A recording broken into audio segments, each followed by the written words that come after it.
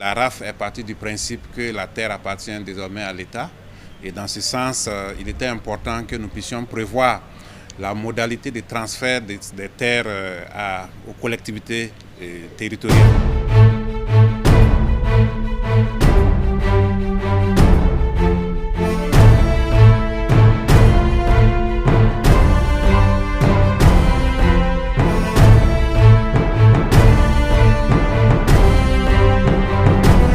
La loi portant réorganisation agraire et foncière RAF a été adoptée en 2025 par l'Assemblée législative de transition.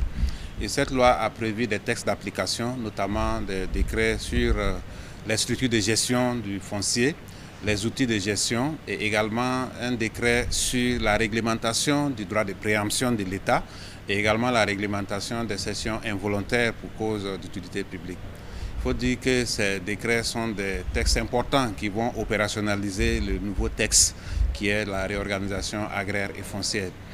Ces décrets ont permis de relever un certain nombre d'innovations qui vont permettre d'améliorer la gestion du foncier dans notre pays. Il faut dire que la RAF est partie du principe que la terre appartient désormais à l'État.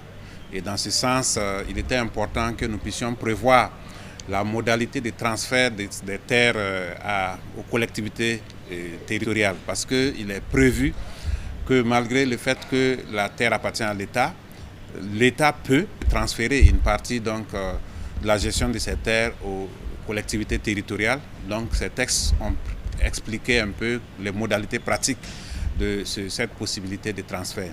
Il faut dire également en termes d'innovation importante, c'est l'extension de la durée de mise en valeur des terres à usage d'habitation.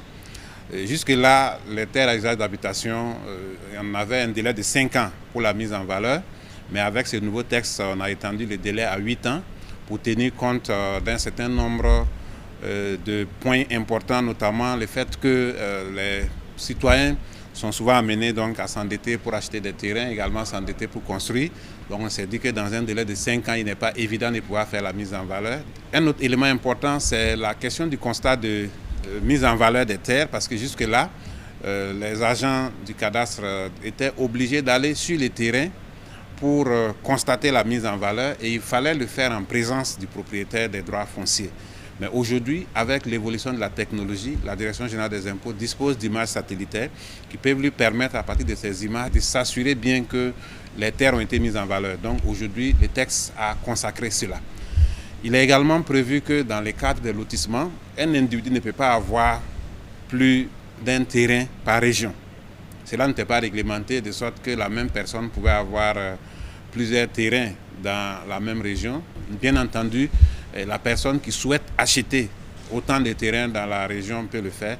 Et également, la numérisation du cadastre a été consacrée, de sorte à ce que la délivrance des extraits cadastraux devra se faire en ligne.